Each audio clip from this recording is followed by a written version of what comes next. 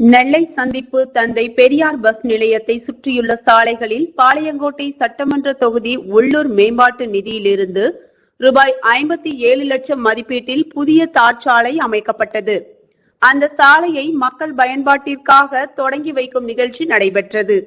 இதில் பாளையங்கோட்டை சட்டமன்ற உறுப்பினர் அப்துல் வஹாப் கலந்து கொண்டு சாலையை ரிப்பன் வெட்டி போக்குவரத்து பயன்பாட்டிற்காக திறந்து வைத்தார்.